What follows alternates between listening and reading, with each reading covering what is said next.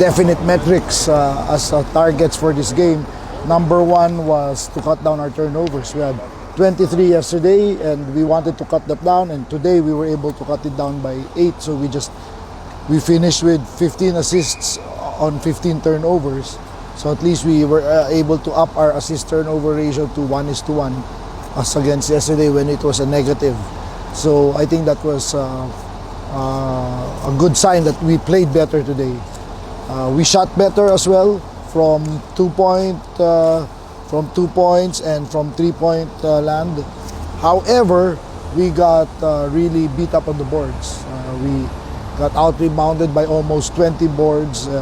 Most of it on offensive rebounds. We gave up 26 offensive rebounds, and that's really going to be a continuing cause of concern because of the size of all the teams that we're playing, and so that's something that we need to continue to work on. But like I said, I was very happy with our effort.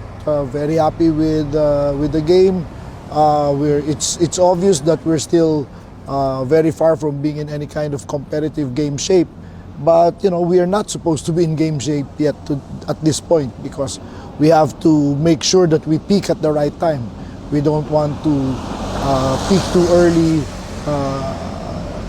and burn out in the end. So that's all part of the process, and I'm very happy. I'm very satisfied with the effort. Sure, there's a lot of things to work on, but those are things that we knew coming in are going to be problems, and those are the challenges that we're going to face. But I thought that Scottie to be able to play today was huge as well. I thought he gave us a huge lift, a huge contribution. Renz came out really well as well too. So many positives in this ball game. Definitely some negatives, but the two most glaring negatives was the rebounding, and number two, our inability to start strong. We had a poor first quarter start and a poor third quarter start, and so those are the things that we have to continue working on for the future. Coach, you won second, third, and fourth quarters, just losing the first one by a huge margin. So what ideas are being brought up to try and start better? Well, we have to take a look at our warm-up protocols. Number one. Number two, maybe we have to take a look at the starting lineup. Maybe we have to make some changes there. But I think it's really just a matter of getting used to the FIBA pace. We're still on PBA pace, the PBA starting pace, and that's why these games are so valuable to us. There's no way we can tell them, we can show it on video, we can explain it all we want, but unless they actually experience it and feel it, how hard these teams start from the tip, from the get-go, then that's why in both games, when after those poor starts, when we have had the chance to settle down and get into our own rhythm, then we're fine. So yun lang, we have to and again, we keep talking to the players about it. That's the value. That's why we play these games. That's why we play these games, so that we learn. And I'm just so happy that the two teams that we've played so far have really pressed us from end to end. The whole 94 feet, they were pressing us from start to finish. And again, our players never get that kind of pressure, whether it's in the PBA or in Japan or in Korea, that kind of sustained all the way kind of pressure. And no matter what we do, we cannot simulate that in practice. So that's why we're playing these games.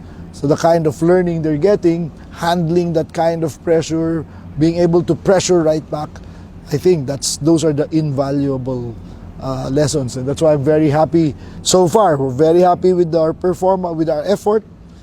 It's not perfect. There's still a lot of improvement, but I think it's a very good first step, like I said. Coach, what's the next stage of our preparation as we go to Lithuania? Right now, we're just continuing to little by little get up our conditioning level. Number one.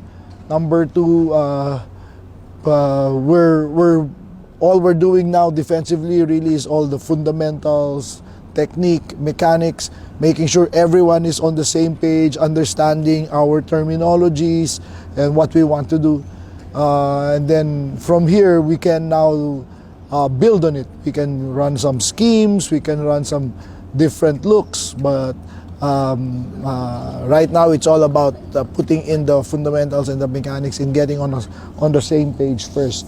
And then putting in the foundation, and that foundation is being slowly getting into game shape. And that's not going to happen overnight, and we know that's why we're starting this early. That's why we're playing all these games. That's why we're going to go, when we get to Lithuania, we're going to go 2 a days, precisely because, you know, those are the goals that we are trying to achieve. How many preparation games are you hoping to get in Lithuania? We have 4 more in Lithuania, at least 4 more. So 4 games in like 10 days. So again, those are going to be good tests for us. Unang-una, syempre, nakakaya sa mga kasama ko na talagang nagpapakahirap din sila. So, at saka medyo lumuwag yung back spasm ko. So, yun, pinapakiramdaman ko sa warm-up. Good thing. Hanggang ngayon, medyo maluwag pa rin. So, hopefully, magtuloy-tuloy and maging, kahit sobrang, kaya din ako naglaro kasi ang hirap na walang papawis. Kaya parang 3 days ata ako na walang papawis. So, kailangan ko rin makuha yung shape ko. So, Scott, bad start tayo kanina, no? Parang nagulat ka ba doon sa pagka-physical ng mga guarda nila? Kaya medyo hindi maganda yung nag-umpisa na. Yun nga, pinopoint out ni Coach, sobrang bad start kami for the past 2 games, no? But yun nga, naka-recover kami. Pero yun talaga siguro yung kailangan ma-learn namin, no?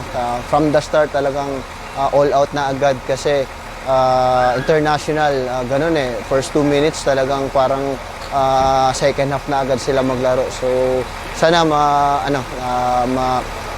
makuha namin yung ganung style playing field. Ikaw, first time mo ba maka-experience ng European na kalaban? Ito ba yung first time mo? Yeah, I think first time ko to. So dati nakalaban namin Iran. So first time. Scott, first time mo makalaban ng European. Ito yung mga level na makakalaban nyo sa World Cup. Gaano ka importante na ngayon pa lang para masukat mo na, matutunan mo na paano lumaban? Well, malaking bagay talaga sa amin tong training camp na to. Yun naman yung purpose eh. Talagang ma-feel kung ano yung laro ng mga European. So hopefully itong training camp na to malaking maitulong sa amin coming sa World Cup, and talagang tinitake advantage namin to.